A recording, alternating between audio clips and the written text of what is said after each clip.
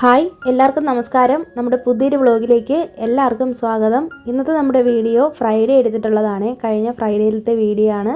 രാവിലെ മുതൽ വൈകുന്നേരം വരെയുള്ള വിശേഷങ്ങളാണ് കേട്ടോ.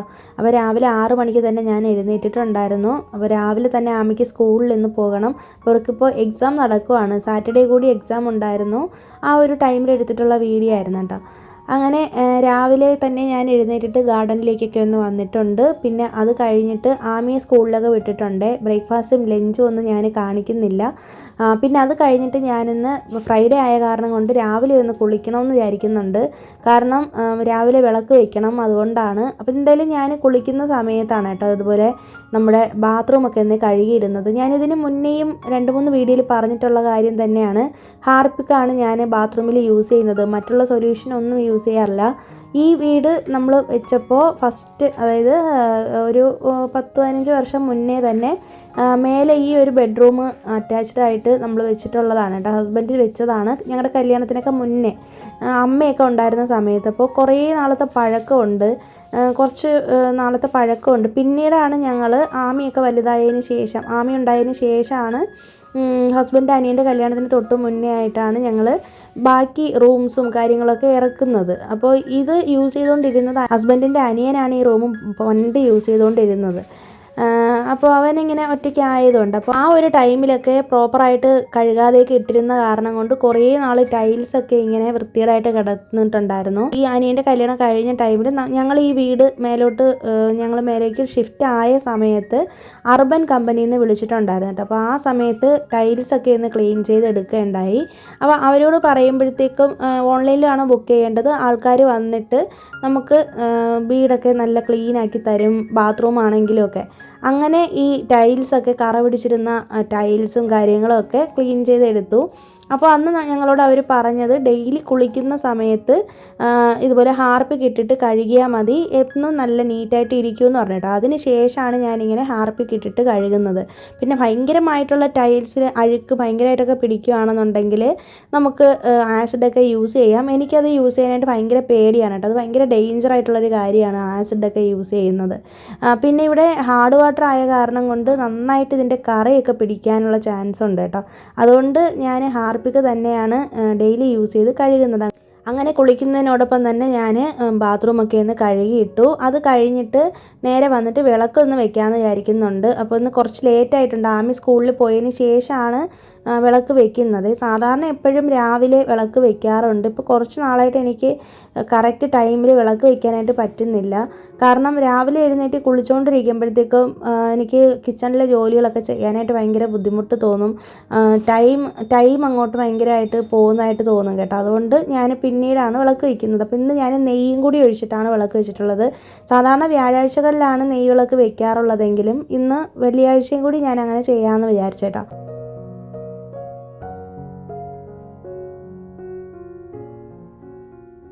ഇതിനിടയിൽ ഹസ്ബൻഡ് ആമിയെ കൊണ്ടുപോയി വിട്ടിട്ട് വന്നിട്ട് വീണ്ടും കിടന്ന് ഉറങ്ങി. അപ്പോൾ ആ ഹസ്ബൻഡിന് ഇപ്പോൾ നൈറ്റ് ഷിഫ്റ്റ് ആയ കാരണം കൊണ്ട് രാവിലെയാണ് വന്നിട്ട് ഉറങ്ങുകയൊക്കെ ചെയ്യുന്നത്. അപ്പോൾ ഉറക്കം ഭയങ്കര പ്രശ്നമാണ് കേട്ടോ. അങ്ങനെ ഞാൻ എന്തായാലും വിളിച്ചുണർത്താമെന്ന് വിചാരിച്ചു ഭക്ഷണം കഴിക്കാനായിട്ട്. തലേ ദിവസം വെച്ചിട്ടുണ്ടായിരുന്ന ചപ്പാത്തി ഉണ്ട്. ഹസ്ബൻഡിന് ഓഫീസിൽ ചപ്പാത്തി കൊണ്ടുപോകണം. അപ്പം ഞാനൊരല്പം കൂടുതൽ തന്നെ ഉണ്ടാക്കിയിട്ടുണ്ടായിരുന്നു. അതിൽ 2 ബാലൻസ് ഉണ്ടായിരുന്നത് കൊണ്ട് ഞാൻ അതും ഈ രാജ്മ ഉണ്ടല്ലോ, വൻപയർ, അതിൻ്റെ കറിയും കൂട്ടിയാണ് ഞങ്ങൾ കഴിച്ചത്. ഹസ്ബൻഡിന് ബ്രെഡ് മതിയെന്ന് പറഞ്ഞു കേട്ടോ. 2 ബ്രെഡേ കഴിച്ചിട്ടുണ്ടായിരുന്നുള്ളൂ. അങ്ങനെ ഞങ്ങൾ ഭക്ഷണമൊക്കെ കഴിച്ചതിന് ശേഷം ഞാനിന്നിപ്പോൾ ആമിയുടെ യൂണിഫോം ഒന്ന് കഴുകാമെന്ന് വിചാരിച്ചു. സാധാരണ ഒരുപാട് തുണികൾ ഇല്ലയെന്നുണ്ടെങ്കിൽ ഞാനിങ്ങനെ കൈകൊണ്ടാണ് കഴുകുന്നത്, മെഷീനിൽ ഇടാറില്ല. അപ്പോൾ ഇങ്ങനെ കൈകൊണ്ട് കഴുകി എടുക്കുമ്പോഴത്തേക്കും നമുക്ക് ശരീരത്തിന് ഒരു ആയാസം കിട്ടും.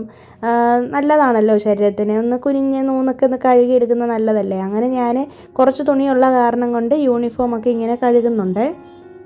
അങ്ങനെ ഞാൻ നേരെ ടെറസിലേക്ക് പോകുന്നുണ്ട്. അപ്പോൾ ടെറസിലേക്ക് പോയി കഴിഞ്ഞിട്ടുണ്ടെങ്കിൽ കുറേ നേരം അവിടെ അങ്ങോട്ടിരിക്കും. ഒരുപാട് നേരം അവിടെ എനിക്ക് സ്പെൻഡ് ചെയ്യാനായിട്ട് പറ്റും. പിന്നെ ആമി പോയതിന് ശേഷം ചെയ്യുമ്പോഴാണ് എനിക്ക് എപ്പോഴും കുറച്ച് ടൈം കൂടുതലായിട്ട് കിട്ടുന്നത് കേട്ടോ. ഡെയിലി ഞാനൊരു 2-3 തവണയെങ്കിലും ടെറസിലേക്ക് വരാറുണ്ട്. എനിക്ക് ഏറ്റവും കൂടുതൽ ഇഷ്ടമുള്ളൊരു സ്ഥലമാണ്. നമ്മുടെ വീട്ടിലെ ഓരോ സ്ഥലവും എനിക്ക് ഭയങ്കര ആയിട്ടുള്ള സ്ഥലമാണ് കേട്ടോ. ഫേവറേറ്റ് സ്ഥലം എന്ന് പറയുമ്പോൾ ഓരോ സ്ഥലത്തിരിക്കുമ്പോഴും എനിക്ക് ഓരോ ഓർമ്മകളും ഓരോ ചിന്തകളും കാര്യങ്ങളും ഒക്കെയാണ്. അപ്പോൾ ഈ ടെറസിൻ്റെ മേലെ വരുമ്പോഴത്തേക്കും ഭയങ്കര രസമാണ് ഇവിടെ കാണാനും നമ്മുടെ ചെടികളെയൊക്കെ നോക്കി നിൽക്കാനും ഒക്കെ. പിന്നെ എനിക്ക് എപ്പോഴും ഞാനൊരു കാര്യം ചെയ്തുകൊണ്ടിരിക്കുമ്പോഴാണെങ്കിലും എൻ്റെ മൈൻഡിൽ കുറേ കാര്യങ്ങൾ ഇങ്ങനെ ഓടിക്കൊണ്ടിരിക്കും കേട്ടോ. ഞാൻ പല കാര്യങ്ങളും ചിന്തിച്ചു കൊണ്ടാണ് ഓരോ ജോലികളും ചെയ്യുന്നത്. ഇപ്പം തന്നെ ആ തുണി ഞാൻ വിരിക്കുന്നുണ്ടെങ്കിലും എൻ്റെ മനസ്സിൽ വേറെ എന്തൊക്കെയോ കാര്യങ്ങൾ, ചിലപ്പോൾ വീഡിയോ ചെയ്യുന്ന കാര്യങ്ങളായിരിക്കാം, ചിലപ്പോൾ നമ്മുടെ ജീവിതത്തിൽ നടക്കുന്ന എന്തെങ്കിലുമൊക്കെ കാര്യങ്ങൾ. ഞാൻ എപ്പോഴും എന്നോട് തന്നെ സംസാരിക്കുന്ന ഒരു സ്വഭാവം എനിക്കുണ്ട്. അതുകൊണ്ട് തന്നെ പലപ്പോഴും ഹസ്ബൻഡാണെങ്കിലും എന്നോട് കാര്യങ്ങൾ സംസാരിക്കുന്ന സമയത്ത് എനിക്ക് ഒരു മൈൻഡ് ആബ്സെൻ്റ് ആകാറുണ്ട്. അതെന്നോട് ഹസ്ബൻഡ് പലപ്പോഴും പറഞ്ഞിട്ടുമുള്ള കാര്യമാണ്. ഹസ്ബൻഡും അങ്ങനെ തന്നെയാണ് കേട്ടോ. സ്വയം പല കാര്യങ്ങളും ചിന്തിക്കുകയും അതിന് സൊല്യൂഷൻസ് കണ്ടെത്തുകയൊക്കെ ചെയ്യുന്ന ഒരാളാണ്. അപ്പം ഞാനും അങ്ങനെ തന്നെയാണ്. എനിക്ക് പണ്ടേ ഇങ്ങനത്തെ ഒരു അസുഖമുണ്ട്. അങ്ങനെ ഞാൻ ഓരോ കാര്യങ്ങളൊക്കെ ചിന്തിച്ചുകൊണ്ട് തുണിയൊക്കെ വിരിക്കുന്നുണ്ട്. അപ്പോൾ എന്നെപ്പോലെ ഇങ്ങനത്തെ പ്രശ്നങ്ങളൊക്കെ ഉള്ള ആൾക്കാരാണോ ഒന്ന് കമൻറ്റ് ചെയ്തേക്കൂ. അങ്ങനെ നമ്മുടെ ഗാർഡനിലെ ചെടികളെയൊക്കെ ഒന്ന് നോക്കാമെന്ന് വിചാരിച്ചിട്ട് അപ്പോൾ നമ്മുടെ ഗാർഡൻ ഒന്ന് സെറ്റപ്പാക്കി എടുക്കണം. കുറേ നാളായിട്ടുണ്ട് ഇവിടുത്തെ ചെടികളൊക്കെ ഇങ്ങനെ വളർന്ന് കാട് പിടിച്ച് കിടക്കുക. അപ്പോൾ അതൊക്കെ ഒന്ന് ക്ലീൻ ചെയ്ത് ഒന്ന് വൃത്തിയാക്കി ഒന്ന് ഇതാക്കി എടുക്കണം. പക്ഷേ ഇതിനകത്ത് കുറേ ഉറുമ്പ് വന്നിട്ടുണ്ട് കേട്ടോ. ഉറുമ്പ് കാരണം കൊണ്ട് എനിക്കിത് തൊടാനായിട്ട് ഭയങ്കര പേടിയാണ്. ആ തെറ്റിപ്പൂവിലൊക്കെ ഒരുപാട് ഉറുമ്പ് കയറി കിടപ്പുണ്ട്. അപ്പോൾ ഞാനിപ്പോൾ തൽക്കാലം കൈ വയ്ക്കാത്തതിൻ്റെ കാരണം ഇപ്പം ഞാൻ അതിൽ തൊടുകയാണെന്നുണ്ടെങ്കിൽ ഉറുമ്പ് കടിക്കും എന്നെ. പിന്നെയെന്ന് വെച്ചിട്ടുണ്ടെങ്കിൽ കുളിച്ചിട്ടാണല്ലോ മേലേക്ക് വന്നേക്കുന്നത്. അപ്പോൾ നമുക്ക് ഒരു ദിവസം ഗാർഡന് വേണ്ടിയിട്ട് സ്പെൻഡ് ചെയ്യാം. ഈ ചെടികളൊക്കെ അങ്ങോട്ടും ഇങ്ങോട്ടൊക്കെ ഒന്ന് മാറ്റണം, പിന്നെ റീപോട്ടിങ് ചെയ്യണം, അങ്ങനെയൊക്കെ വിചാരിച്ചുകൊണ്ടിരിക്കുന്നുണ്ട്. പിന്നെ എനിക്ക് ചെടികളോടും പൂക്കളോടും കായകളോടും ഒക്കെ സംസാരിക്കുന്ന ഒരു അസുഖം കൂടിയുണ്ട്. ഞാൻ പലപ്പോഴും പറഞ്ഞിട്ടുള്ളതാണ്. അത് എന്തെങ്കിലും മാനസിക പ്രശ്നമുള്ളത് കൊണ്ടാണോ എന്ന് എനിക്കറിയില്ല കേട്ടോ. അത് എനിക്കറിയാൻ വയ്യ എന്തുകൊണ്ടാണ് ഞാൻ അങ്ങനെ ആയിപ്പോയെന്ന്. ഭയങ്കര രസമാണ് ഇതിങ്ങനെ നമ്മൾ പ്രകൃതിയോട് ഇണങ്ങി നിന്ന് ജീവിക്കുന്ന സമയത്ത്. ചിലപ്പോൾ എനിക്ക് സൈക്കോ ആണെന്നൊക്കെ നിങ്ങൾക്ക് തോന്നുമായിരിക്കാം. പക്ഷേ എനിക്ക് അതൊരു ഭയങ്കര ഒരു ഇൻട്രസ്റ്റ് ഉള്ളൊരു കാര്യമാണ് കേട്ടോ. ഭയങ്കര രസമാണ് പൂക്കളോടും കായ്കളോടും ചെടികളോടൊക്കെ സംസാരിച്ച്. ഞാൻ ഇങ്ങനെ വർത്താനം പറയാറില്ല ചെടികളോടൊന്നും, പക്ഷെ എൻ്റെ മനസ്സിൽ ഞാൻ പറയും, പൂവിനെ നോക്കിയിട്ട് എന്തുണ്ട് വിശേഷം, സുഖമാണോ, ഇങ്ങനെയൊക്കെ. ഇത് നിങ്ങൾക്ക് കേൾക്കുമ്പോൾ ചിലപ്പോൾ അബ്നോർമലായിട്ട് തോന്നുമായിരിക്കാം, പക്ഷേ ഞാൻ അങ്ങനെ ആയിപ്പോയി. അപ്പോൾ എന്തായാലും മേലെ വന്നിരിക്കുവാണ്. അപ്പോൾ എന്തായാലും എൻ്റെ വക കുറച്ച് ഫോട്ടോസ് ഒന്ന് എടുക്കാമെന്ന് വിചാരിച്ചിട്ട് കുറേ പൂക്കളുടെ ഫോട്ടോസൊക്കെ എടുത്തിട്ടുണ്ട് കേട്ടോ. എനിക്ക് ഫോട്ടോ എടുക്കാനായിട്ട് ഭയങ്കര ഇഷ്ടമാണ്. ഞാൻ എൻ്റെ ഹസ്ബൻഡിനോട് എപ്പോഴും പറയുന്ന കാര്യമാണ്, ഒരു DSLRൻ്റെ ക്യാമറ മേടിക്കണം, എന്നിട്ട് കുറേ നല്ല നല്ല ഫോട്ടോസ് എടുക്കണമെന്നൊക്കെ. അപ്പോൾ അങ്ങനെ ഞാൻ ഒരിക്കൽ പറഞ്ഞതിൻ്റെ പേരിലാണ് ഹസ്ബൻഡ് എനിക്ക് പുതിയൊരു നല്ലൊരു ഫോൺ മേടിച്ച് തന്നത്. എൻ്റെ ബർത്ത്ഡേക്ക്. ആ ഫോണാണ് ഞാനിപ്പോൾ യൂസ് ചെയ്യുന്നത്. സാംസങ്ങിൻ്റെ ഫോണാണ്. അപ്പോൾ ഞാൻ എപ്പോഴും ഇങ്ങനെ പറയാറുണ്ട്. എനിക്ക് ഭയങ്കര ഇഷ്ടമാണ് കേട്ടോ വീഡിയോസും ഫോട്ടോസൊക്കെ എടുക്കുന്നത്. അങ്ങനെ കുറേ നേരം ഇവിടെ നിന്ന് ഇവരുടെ ഫോട്ടോസൊക്കെ എടുത്തു. എന്നിട്ട് ഞാൻ സ്വയം ആസ്വദിക്കാറുണ്ട്. പിന്നെ നമ്മുടെ കമ്മ്യൂണിറ്റി പോസ്റ്റിൽ ഗുഡ് മോർണിംഗ് മെസ്സേജൊക്കെ ഇടാൻ വേണ്ടിയിട്ടാണ് കേട്ടോ എടുത്ത് വയ്ക്കുന്നത്. ഇതൊക്കെ ഒരു രസമല്ലേ, നമുക്ക് എന്നും ഓർമ്മിച്ചിരിക്കാൻ പറ്റുന്ന കുറേ നല്ല മൊമെൻറ്റ്സാണ് കുറേ ഫോട്ടോസ് എന്നൊക്കെ പറയുന്നത്. ഫോട്ടോസ് എന്ന് പറയുന്നത് തന്നെ നമുക്ക് മെമ്മറീസ് ആണല്ലോ. എന്ത് ഫോട്ടോയാണെങ്കിലും, ഇപ്പോൾ ഒരു പൂവിൻ്റെ ഫോട്ടോയാണെങ്കിൽ പോലും അതിനും കുറേ കഥകൾ പറയാനുണ്ടെന്ന് ഞാൻ വിശ്വസിക്കുന്നുണ്ട്. അപ്പോൾ ഈ ശവന്നാറിപ്പൂക്കളെന്നാണല്ലോ ഇതിന് പറയുന്നത്. നിത്യകല്യാണിയല്ലേ, അങ്ങനെയല്ലേ പറയുന്നത്. അപ്പോൾ ഈ സംഭവം ഭയങ്കര രസമാണ്. ഞാൻ ഒരിക്കൽ ആഗ്രഹിച്ചിട്ടുള്ള കാര്യമാണ് മനസ്സിൽ. ഇതുപോലെ കുറേ നിത്യകല്യാണി ചെടികൾ ഇങ്ങനെ വെച്ചിട്ട് ഇതിങ്ങനെ പൂത്ത് നിൽക്കുന്നത് കണ്ടുകൊണ്ടിരിക്കണം, ഇവരോട് വന്ന് സംസാരിക്കണം, ഇവിടെ ടൈം സ്പെൻഡ് ചെയ്യണം. ഞാനത് മൈൻഡിൽ ഇമാജിൻ ചെയ്തത് ഒരു 3-4 മാസം മുന്നെയാണ്. അന്ന് ഞാൻ ആ വ്ളോഗിൽ പറഞ്ഞിട്ടുണ്ടായിരുന്നു ഒരു സമയത്ത്. അപ്പോൾ അത് ഇന്നിപ്പോൾ പ്രാവർത്തികമാക്കിയിട്ടുണ്ട്. അപ്പോൾ എനിക്ക് ഭയങ്കര അത്ഭുതം തോന്നാറുണ്ട്. ഞാൻ മനസ്സിൽ ചിന്തിക്കുന്ന പല കാര്യങ്ങളും ഫ്യൂച്ചറിൽ അത് നടക്കുന്നുണ്ട്. ഞാൻ പോലും അറിയാതെ നമ്മളതിനൊരു ഹാർഡ് വർക്ക് ഇടുന്നുണ്ട്, ശരിയാണ്. പക്ഷേ ഞാൻ എന്താണോ ആഗ്രഹിക്കുന്നത് അതുപോലെ ചെറിയ ചെറിയ കാര്യങ്ങളാണ്. ചിലപ്പോൾ നിങ്ങൾക്ക് തോന്നുമായിരിക്കാം ഈ ചെടിയൊക്കെ വളർത്തിയെടുക്കാൻ ഇത്ര പാടുണ്ടോ എന്നൊക്കെ. പക്ഷേ എന്നെ സംബന്ധിച്ചിടത്തോളം അത് നമ്മൾ ചെറിയ എഫേർട്ടാണ്, വലിയ എഫേർട്ടാണ് ഇട്ടതെങ്കിലും നമുക്ക് നമ്മൾ എയിം ചെയ്യുന്നൊരു കാര്യത്തിലേക്ക് നമ്മൾ എത്താനായിട്ട് നമുക്ക് സാധിക്കുമ്പോൾ കിട്ടുന്നൊരു സന്തോഷം ഉണ്ടല്ലോ, അത് വേറൊന്നും തന്നെയാണ്. അതുപോലെ തന്നെയാണ് നമ്മുടെ ബാൽക്കണിയുടെ കേസും. ബാൽക്കണിയിൽ ഞാൻ 10 മണി ചെടികൾ വെക്കണം. ഈ 10 മണി, അതായത് ഈ മഞ്ഞ കളർ പൂക്കളുണ്ടല്ലോ, ആ പൂക്കൾ വെച്ച് പിടിപ്പിച്ചിട്ട് അതിങ്ങനെ പൂത്ത് നിൽക്കുന്നത് എനിക്ക് കാണണമെന്ന് ഭയങ്കര ആഗ്രഹമാണെന്ന് ഞാൻ ഒരിക്കൽ വീഡിയോയിൽ പറഞ്ഞിട്ടുണ്ടായിരുന്നു. പക്ഷേ ഇത് വളർന്ന് കിട്ടുമോ എന്നൊന്നും എനിക്കറിയത്തില്ലായിരുന്നു. പക്ഷേ ഇപ്പോൾ അത് നന്നായിട്ട് വളർന്ന് പൂക്കൾ ഇഷ്ടം പോലെ ഉണ്ടാവാറുണ്ട് കേട്ടോ. അപ്പോൾ രാവിലെ വന്ന് അത് കാണുമ്പോൾ കിട്ടുന്നൊരു സന്തോഷമില്ലേ, അത് പറഞ്ഞറിയിക്കാൻ പറ്റില്ല. പക്ഷേ അതേപോലെ തന്നെ സങ്കടം ഉണ്ടാവും. ഇതിപ്പോൾ മെയ് മാസം ആകുമ്പോഴത്തേക്കും എല്ലാം കരിഞ്ഞുണങ്ങി പോകും. ഞാൻ കഴിഞ്ഞ പ്രാവശ്യത്തെ നമ്മുടെ വ്ളോഗിൽ പറഞ്ഞിട്ടുണ്ടായിരുന്നു, കഴിഞ്ഞ വർഷം ഇതുപോലെ മെയ് മാസത്തിൽ ചെടികളെല്ലാം കരിഞ്ഞു പോയത് കൊണ്ട് എനിക്ക് ഭയങ്കര വിഷമമായിരുന്നു. ഞാൻ ഇനി മുതൽ ചെടികൾ വെക്കില്ല, ഗാർഡനിങ് ഞാൻ ചെയ്യില്ല എന്ന് ശപഥം എടുത്തു എന്നൊക്കെ പറഞ്ഞിട്ടുണ്ടായിരുന്നു. പക്ഷേ എന്ത് തന്നെയാണെങ്കിലും ചെടികളെ സ്നേഹിക്കുന്ന ഒരു വ്യക്തിക്ക് പിന്നീട് അത് ചെയ്യാതിരിക്കാനായിട്ട് തോന്നത്തില്ല കേട്ടോ. നമ്മൾ എത്ര സ്ട്രഗിൾ ചെയ്തിട്ടാണെങ്കിലും നമ്മൾ എത്ര കഷ്ടപ്പെട്ടാണെങ്കിലും വീണ്ടും വീണ്ടും നമ്മൾ ചെടികൾ വെച്ചുകൊണ്ടേയിരിക്കും. അത് നശിച്ചു പോവുകയോ ഇല്ലയോ എന്നുള്ളത് രണ്ടാമത്തെ കാര്യമാണ്.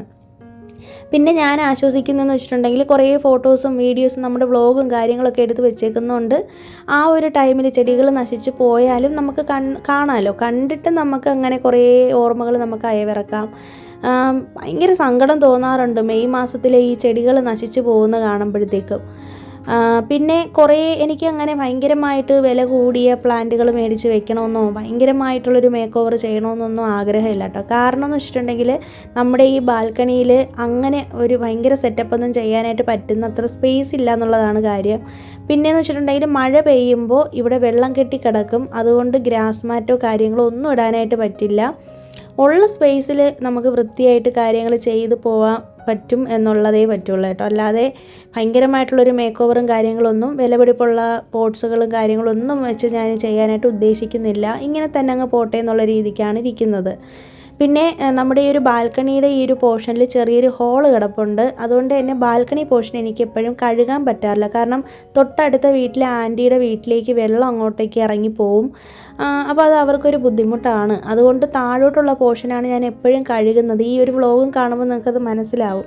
അതുകൊണ്ട് ഹസ്ബൻഡ് എന്നോട് പറഞ്ഞത് എന്തായാലും നമുക്ക് ജോലിക്കാരെ വെച്ചിട്ട് ആ ബാൽക്കണിയുടെ ആ ഒരു ഹോള് വരുന്ന പോർഷൻ അടച്ചിട്ട് സ്ലോപ്പ് നമുക്ക് താഴോട്ടേക്ക് വെള്ളം നീങ്ങി പോകുന്ന രീതിയിൽ ചെയ്യാം എന്നുള്ളൊരു പ്ലാന് നമുക്കുണ്ട് കേട്ടോ. അത് എന്തായാലും ഉടനെ തന്നെ ചെയ്യുന്നുണ്ട് അതിൻ്റെ പണികൾ. അതായത് ആ ചെരുപ്പ് സ്റ്റാൻഡ് ഇരിക്കുന്നതിൻ്റെ അവിടെ നിന്ന് കുറച്ചൊന്ന് ഹൈറ്റിലേക്ക് സിമൻറ്റ് വെച്ചിട്ട് പൂശി താഴോട്ടേക്ക് വെള്ളം വരുന്ന രീതിയിൽ, അപ്പോൾ നമുക്ക് ബാൽക്കണിയും കൂടി കഴുകി ഇറക്കാനുള്ളൊരു സെറ്റപ്പിന് വേണ്ടിയിട്ടാണ്. പിന്നെ ചെരുപ്പ് സ്റ്റാൻഡിൽ ഞാൻ കുറേ ചെരുപ്പുകൾ കുറേ നാൾക്ക് മുന്നേ തന്നെ എടുത്ത് കളഞ്ഞിട്ടുണ്ടായിരുന്നു. അപ്പോൾ ആവശ്യമുള്ള ചെരുപ്പുകൾ മാത്രമാണ് കേട്ടോ ഉള്ളത്. എല്ലാം ഒന്ന് അടുക്കി പെറുക്കി വെച്ചിട്ടുണ്ട്. പിന്നെ ഞാൻ പറഞ്ഞല്ലോ, അമ്മ നാട്ടിൽ നിന്ന് വന്ന സമയത്ത് ആ ഒരു ചെറിയൊരു പോട്ടിലിരുന്നിട്ടുണ്ടായിരുന്ന ആ ഒരു അലോവേറ ഉണ്ടല്ലോ, കറ്റാർ വാഴ, അത് ഞാൻ ചെരുപ്പ് സ്റ്റാൻഡിലേക്ക് വെച്ചിട്ടുണ്ട്. അത് വെച്ചപ്പോഴത്തേക്കും ഭയങ്കര രസം തോന്നുന്നുണ്ട്. അതെനിക്ക് അങ്ങനെ ഒരു ഐഡിയ ഇല്ലായിരുന്നു കേട്ടോ. അമ്മ പെട്ടെന്ന് ഇങ്ങനെ ചെടി എടുത്തുകൊണ്ട് വന്നപ്പോഴത്തേക്കും അച്ഛനൊന്നും സമ്മതിച്ചില്ല എന്ന് ഞാൻ പറഞ്ഞില്ലേ. അങ്ങനെ ഞാൻ പെട്ടെന്ന് കൊണ്ടുവന്ന് അങ്ങോട്ടേക്ക് വെച്ചതാണ്. പക്ഷേ വെച്ചപ്പോഴത്തേക്കും നല്ല ഭംഗിയുണ്ട് കാണാനായിട്ട്. അപ്പോൾ ചെറിയ ചെറിയ കാര്യങ്ങളിൽ നമുക്ക് കിട്ടുന്ന വലിയ സന്തോഷങ്ങളുണ്ടല്ലോ, അത് ഭയങ്കര ഒരു രസമുള്ളൊരു കാര്യമാണ്. ഇതൊക്കെ കാണുമ്പോഴത്തേക്കും ഇതിനൊക്കെ ഇത്രയ്ക്ക് സന്തോഷിക്കാൻ എന്തിരിക്കുന്നു എന്ന് നിങ്ങൾക്ക് തോന്നുമായിരിക്കാം. പക്ഷേ എന്നാലും നമ്മളൊരു ചെടിയോ പൂവോ കായോ എന്തെങ്കിലുമൊക്കെ എടുത്തൊരു സ്ഥലത്ത് കൊണ്ട് വയ്ക്കുമ്പോൾ ആ ഒരു സ്ഥലത്തിന് കിട്ടുന്നൊരു ഭംഗിയുണ്ടല്ലോ, അത് നമുക്ക് ആസ്വദിക്കാനായിട്ട് പറ്റുമെന്നുണ്ടെങ്കിൽ അതിൽ പരം സന്തോഷം വേറെ ഒന്നുമില്ല എന്ന് വിശ്വസിക്കുന്ന ഒരാളാണ് ഞാൻ. കാരണം എന്ന് വെച്ചിട്ടുണ്ടെങ്കിൽ ഒരു സ്പേസ് പ്ലെയിനായിട്ട് കിടക്കുന്നതും അവിടെ ഒരു ചെടി ആഡ് ചെയ്യുമ്പോൾ കിട്ടുന്നൊരു സന്തോഷം, അല്ലെങ്കിൽ ഒരു ഗ്രീൻ കളറിലോ അല്ലെങ്കിൽ എന്തെങ്കിലും ഒരു ആർട്ടിഫിഷ്യൽ ഫ്ലവർ ആണെങ്കിൽ പോലും വെക്കുമ്പോൾ നമുക്ക് കിട്ടുന്നൊരു സന്തോഷം അത് വേറൊന്ന് തന്നെയാണ്. ചെറിയ ചെറിയ കാര്യങ്ങളിൽ വലിയ സന്തോഷം കണ്ടെത്തുക എന്നുള്ളത് തന്നെയാണ് ഒരു വലിയ കാര്യമെന്ന് ഞാൻ വിശ്വസിക്കുന്നു. പിന്നെ കൈയോടെ തന്നെ ഞാൻ പറഞ്ഞില്ലേ, നമ്മുടെ ഈ ഒരു ഫ്രണ്ട് പോർഷനിലൊന്ന് വൃത്തിയായിട്ട് കഴുകി ഇറക്കുന്നുണ്ട്. ഇവിടെയൊക്കെ എല്ലാ വീടുകളിലും ചൊവ്വ വെള്ളി ദിവസങ്ങളിൽ ഇതുപോലെ പടിക്കെട്ടൊക്കെ വൃത്തിയായിട്ട് കഴുകി നീറ്റായിട്ട് വയ്ക്കുന്ന ആൾക്കാരാണ്. ഞാനിവിടെ വന്നിട്ട് കണ്ടിട്ടുള്ള കാര്യങ്ങളാണ് ഇതൊക്കെ, കോലമൊക്കെ വരയ്ക്കുന്നത് കൊണ്ട്. അങ്ങനെ ഞാൻ എന്തായാലും അതൊക്കെ ചെയ്യുന്നുണ്ട് കേട്ടോ. പിന്നെ ബാൽക്കണിയിൽ നമുക്ക് കഴുകാനായിട്ട് പറ്റില്ല, അതുകൊണ്ട് താഴോട്ടേക്ക് മാത്രമാണ് കഴുകി ഇറക്കിയിട്ടുള്ളത്. കുറേ തവണ ബക്കറ്റിൽ വെള്ളം കോരി ഒഴിച്ച് കഴുകിയായിരുന്നു. പിന്നെ അത് കഴിഞ്ഞിട്ട് നേരെ വന്നിട്ട് കുറേ നാളായിട്ട് വിചാരിക്കുന്ന കാര്യമാണ് ഈ ഒരു പൂജാ ഷെൽഫിലിരിക്കുന്ന ഈ ഒരു ആർട്ടിഫിഷ്യലായിട്ടുള്ള ഈ ഹാരം ഉണ്ടല്ലോ ഇത് കഴുകണമെന്ന്. അപ്പോൾ എന്നോട് നാട്ടിൽ നിന്ന് അച്ഛൻ വന്നപ്പോഴും പറഞ്ഞായിരുന്നു ഇത് കഴുകണം, ഷാമ്പൂവിലിട്ടിട്ട് വെള്ളത്തിലൊന്ന് മുക്കിയിട്ട് എടുത്താൽ മതി. നമ്മുടെ സബ്സ്ക്രൈബർ സൂര്യയാണെന്ന് തോന്നുന്നു, എൻ്റെ ഫ്രണ്ടാണ്, സൂര്യയും ഒരിക്കൽ പറഞ്ഞിട്ടുണ്ടായിരുന്നു കേട്ടോ ഇതുപോലെ ഇങ്ങനെ ഷാമ്പു യൂസ് ചെയ്തിട്ടൊന്ന് കഴുകാനായിട്ട്. എനിക്കിത് കഴുകണമെന്നുള്ളൊരു ഐഡിയ ഒന്നും ഇല്ലായിരുന്നു കേട്ടോ. അപ്പോൾ നാട്ടിൽ നിന്ന് അച്ഛൻ വന്ന് കണ്ടപ്പോഴത്തേക്കും പറഞ്ഞു നന്നായിട്ട് അഴുക്ക് പിടിച്ചിരിപ്പുണ്ട്. അപ്പോൾ നമുക്ക് വീഡിയോയിലൊന്നും ഇത് വ്യക്തമായിട്ട് കാണാനായിട്ട് പറ്റില്ലല്ലോ, പുറത്തുനിന്ന് ആൾക്കാർ വരുമ്പോഴാണല്ലോ അതൊക്കെ മനസ്സിലാക്കുന്നത്. അങ്ങനെ അച്ഛൻ പറഞ്ഞതിൻ്റെ പേരിൽ എന്തായാലും ഞാൻ കഴുകാമെന്ന് വിചാരിച്ചിട്ട് കുറേ വെള്ളത്തിൽ ഷാമ്പൂവിലിട്ടിട്ട് കഴുകിയായിരുന്നു. അപ്പോൾ ഇഷ്ടംപോലെ അഴുക്ക് വന്നിട്ടുണ്ടായിരുന്നു കേട്ടോ. ഇത് മറ്റേ ഷിമ്മി കവറില്ലേ അതുപോലത്തെ കവറിൽ, അങ്ങനത്തെ കവർ കട്ട് ചെയ്തിട്ട് വെച്ച് ഉണ്ടാക്കിയിരിക്കുന്ന ആർട്ടിഫിഷ്യൽ ഫ്ലവറാണ്. ഞാനിത് മീഷോയിൽ നിന്നാണ് മേടിച്ചിട്ടുള്ളത്. എത്ര രൂപയാണെന്ന് എനിക്ക് ഓർമ്മയില്ല, 2-3 വർഷമായി. അപ്പോൾ അതൊന്ന് കഴുകി ഗ്രില്ലിലേക്ക് ഇട്ടിട്ടുണ്ട്. നല്ല വെയിലുണ്ട്, വൈകുന്നേരം ആകുമ്പോഴത്തേക്കും ഒന്ന് ഉണങ്ങി കിട്ടും. ഇതിനിടയിൽ ഹസ്ബൻഡിൻ്റെ അച്ഛനാണെങ്കിൽ പുറത്ത് പോയിട്ട് വന്നപ്പോഴത്തേക്കും, ഓഫീസിൽ പോയിട്ട് വന്നപ്പോൾ രാവിലെ ഇതുപോലെ കലണ്ടർ കൊണ്ടുവന്നിട്ടുണ്ടായിരുന്നു കേട്ടോ. അപ്പോൾ 2025 കലണ്ടർ, മലയാളം കലണ്ടർ ഞങ്ങൾ എല്ലാ പ്രാവശ്യവും നാട്ടിൽ പോയിട്ട് വരുമ്പോഴത്തേക്കും അച്ഛനും അമ്മയും മേടിച്ച് വെച്ചേക്കും, ഇല്ലെങ്കിൽ അവർ വരുമ്പോൾ കൊണ്ടു തരാറുണ്ട്. അപ്പോൾ ഇതെന്തായാലും ഹസ്ബൻഡിൻ്റെ അച്ഛൻ ഇവിടെ നിന്ന് എന്തോ മേടിച്ചതാണ്, ചെന്നൈയിൽ നിന്ന് മേടിച്ചതാണ്. അങ്ങനെ പുതിയ കലണ്ടർ കിട്ടിയിട്ടുണ്ട്. ഒരു സന്തോഷമല്ലേ. ഞാൻ കലണ്ടർ എപ്പോഴും നമ്മുടെ റൂമിലാണ് വെക്കുന്നത്, ബെഡ്റൂമിലാണ് വെക്കാറുള്ളത്. അങ്ങനെ അതൊക്കെ എടുത്തൊന്ന് തൂക്കിയിട്ടുണ്ട്. ഒരു മലയാളം കലണ്ടർ എപ്പോഴും നമ്മുടെ വീട്ടിലുണ്ടായിരിക്കും കേട്ടോ. മലയാള മനോരമയുടെ കലണ്ടറാണ് എപ്പോഴും കൂടുതൽ മേടിക്കുന്നത്. പിന്നെ അത് കഴിഞ്ഞിട്ട് നേരെ വന്നിട്ട് ഒന്ന് ഹാളിലേക്ക് ഒന്ന് വന്നിട്ടുണ്ട്.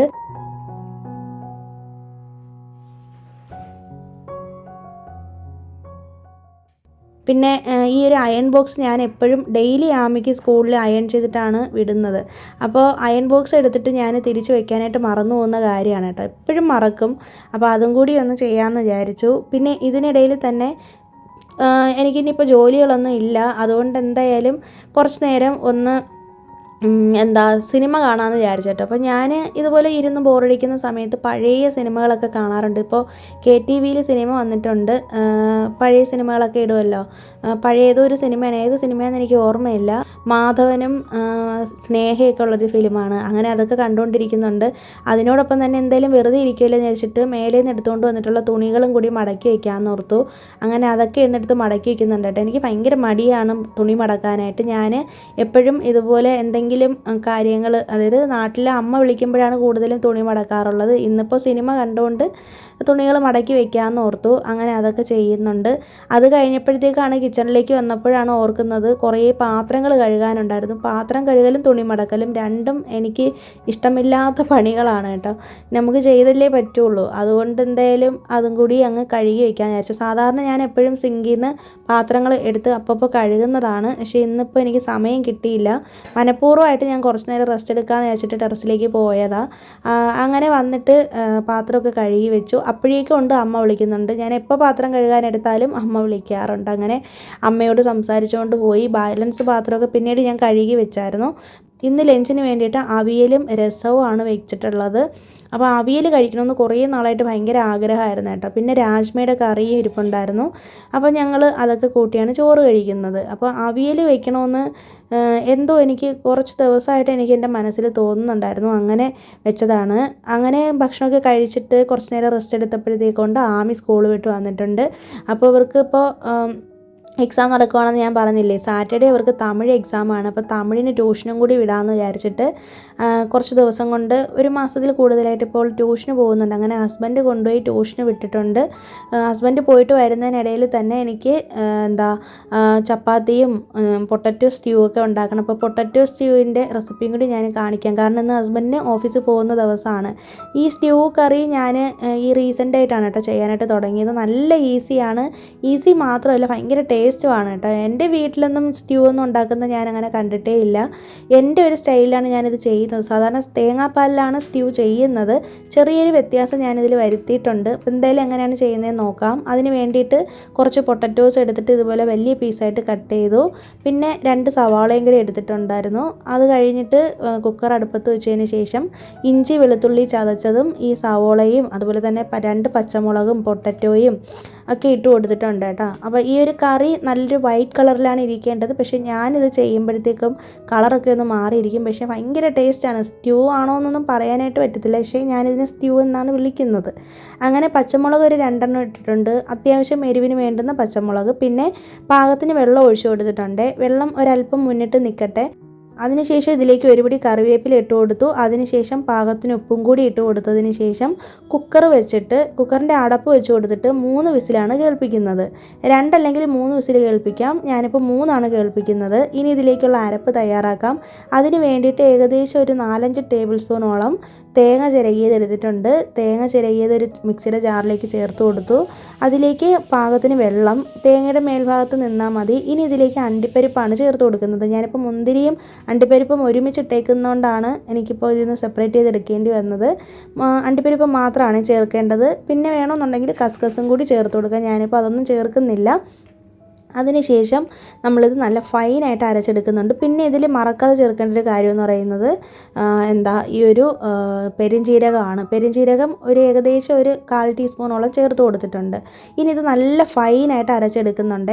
ഫൈനായിട്ടെന്ന് പറഞ്ഞിട്ടുണ്ടെങ്കിൽ നല്ല പേസ്റ്റായിട്ട് അരച്ചെടുക്കണം. അതിനുശേഷം നമ്മൾ ഇത് പൊട്ടറ്റോയിലേക്ക് ചേർത്ത് കൊടുക്കുകയാണ് ചെയ്യുന്നത്. ആവശ്യത്തിന് വെള്ളം ചേർത്ത് കൊടുക്കുക. വെള്ളം ചേർത്താണ് ലൂസാക്കി അരച്ചെടുക്കേണ്ടത്. ഇത് ശരിക്കും തേങ്ങാപ്പാലാണ് ചേർക്കേണ്ടത്. പക്ഷേ ഞാനിപ്പോൾ ഇങ്ങനെ ഫൈനായിട്ട് അരച്ചെടുക്കുന്നുണ്ട്. ഞാനങ്ങനെ തേങ്ങാപ്പാൽ യൂസ് ചെയ്യാറില്ല. തേങ്ങ തന്നെ ഇങ്ങനെ അരച്ച് പേസ്റ്റാക്കി എടുക്കുകയാണ് ചെയ്യുന്നത്. എന്തിനാണ് വെറുതെ തേങ്ങ വേസ്റ്റ് ആക്കുന്നതെന്ന് വിചാരിച്ചിട്ട് കേട്ടോ. പിന്നെ ഇതിനിടയിൽ തന്നെ ചപ്പാത്തിയും കൂടി ഉണ്ടാക്കാനുള്ള മാവൊക്കെ ഒന്ന് കുഴച്ച് വെക്കാമെന്ന് വിചാരിച്ചു. ഞാൻ ചപ്പാത്തി മാവ് കുഴയ്ക്കുന്നതിന് വേണ്ടിയിട്ട് പച്ചവെള്ളവും കുറച്ച് സൺഫ്ലവർ ഓയിൽ അല്ലെങ്കിൽ നെയ്യ് പിന്നെ പാകത്തിന് ഉപ്പ് ഇത്രയും കൂടി ഇട്ടിട്ടാണ് കുഴച്ചെടുക്കുന്നത്. അപ്പോൾ പല രീതിയിലും ചപ്പാത്തിക്ക് മാവ് കുഴയ്ക്കുന്നത് ഞാൻ കണ്ടിട്ടുണ്ട്. ചൂടുവെള്ളത്തിലേക്ക് കുഴച്ചിട്ടുണ്ട്. പണ്ടൊക്കെ ആണെങ്കിൽ ഞാൻ പഴം ചേർക്കാറുണ്ട് സോഫ്റ്റായിട്ട് കിട്ടാൻ വേണ്ടിയിട്ട്. ചിലപ്പോൾ ഞാൻ പഴം ഉണ്ടല്ലോ ചെറുപഴം അത് അരച്ചിട്ട് അങ്ങനെ ചെയ്യാറുണ്ട്. ചിലപ്പോൾ നല്ല തിളച്ച വെള്ളത്തിൽ അങ്ങനെ മാവ് കുഴയ്ക്കാറുണ്ട്. അപ്പോൾ ഇപ്പം ഞാൻ അങ്ങനെയൊന്നും മെനക്കെടാറില്ല. ഇപ്പോൾ സാധാരണ പച്ചവെള്ളവും സൺഫ്ലവർ ഓയിലും അതുപോലെ തന്നെ ഉപ്പും കൂടി ഇട്ടിട്ട് നല്ല വൃത്തിയായിട്ട് കുഴച്ചതുപോലെ അടിച്ചൊന്ന് എടുക്കുമ്പോഴത്തേക്കും തന്നെ ചപ്പാത്തി നല്ല ഫ്ലഫി ആയിട്ട് വരുന്നത് കാണാം. അപ്പോൾ അങ്ങനെ ചപ്പാത്തി മാവൊക്കെ ഒന്ന് കുഴച്ചെടുത്ത് വെച്ചിട്ടുണ്ട് കേട്ടോ.